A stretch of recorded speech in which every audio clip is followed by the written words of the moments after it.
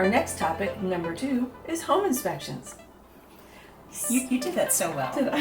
Home inspections. I like that.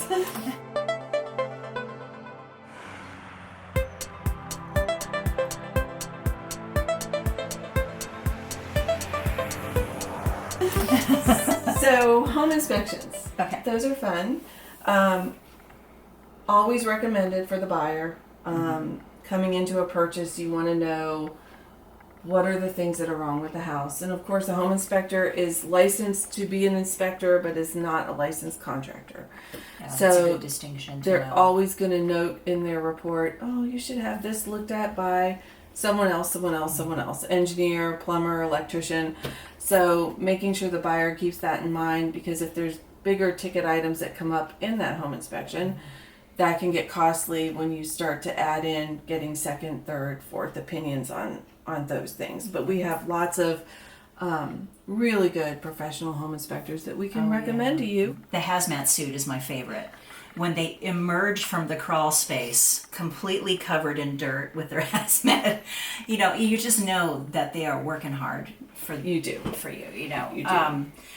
I think another thing to think about that a lot of, especially first-time home buyers, if you've never experienced the results of a home inspection, it's very daunting at times, because you can get an 80-page document Easily. and you're just looking at, and the seller also is panicking because they're thinking, you mean I have to fix 80 things before all of this happens? That's not necessarily the case, but that's why the real estate agent is there to help guide you through that, both emotionally and logistically, to say, okay, well, this I would recommend that maybe you get done, because I think that's an important one. Some of the things that a home inspector is going to look for, so I thought we could brainstorm some of those. I'm thinking like structural damage. That's a big one. They do lots of wood rot, just in case something's soft and not sturdy. Exactly, and that's going to tie into potentially that termite inspection that you're talking about. That we'll talk about later.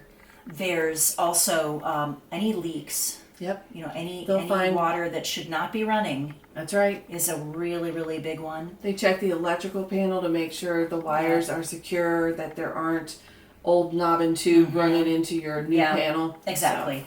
So. You've got HVAC issues, potentially the water heater, which kind of ties into, I think plumbing. Plumbing issues. That's another one. That would be a pretty big one. Any of those leaks. Yeah. And, the list goes on and on. So that home inspector, you can expect them, depending on the square footage of the house, it's going to take them some time to go through that. Usually about 3 hours. So it's always good if you can make time to be present, but if not, most of these inspectors will get back to you and have a conversation with you about all their findings. And I usually always refer back to the home inspection report. They usually give you the full report, and then they give you a summary that has the yellow and red. Yeah. And the green we just bypass, but anything yellow and red. Yeah, you gotta kind of look at those. You really want to look closely to see what is worth negotiating. That's right. And that's another thing to think about is it can be very overwhelming for that seller to see all of those things. Yes. But all of this is negotiable. And, you talk to your real estate agent and say, okay, what are the things that really need to be done? And there might be like to code, right? Those are the things that you're going to want to kind of hit. That's right. You need that railing on that back set the of deck stairs. supports need to be tightened up. Those, So, I agree. I would say for sellers, kind of expect some of those things. The best recommendation I can make for a seller, if they're watching our 10 steps to be informed, is to always have a pre-home inspection before they list. It can help ease their mind, and it will ease the buyer. Buyer can still have another inspection, but the seller will know what's coming. That's right. So. And it also has this transparency, right? So I'm not hiding. It does, I think, reassure that potential buyer. I agree. It's a good thing to do. Yeah, I would recommend it. Yeah.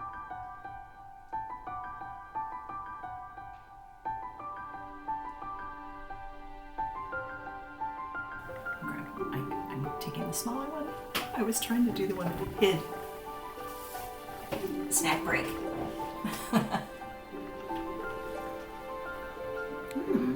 Are these keto?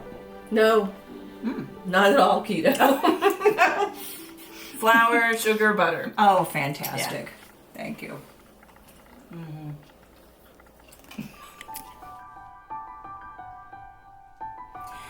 I hope you found this helpful today, and I also want to remind you again that Virginia is a buyer beware state. So what that means is that you need to be that informed buyer.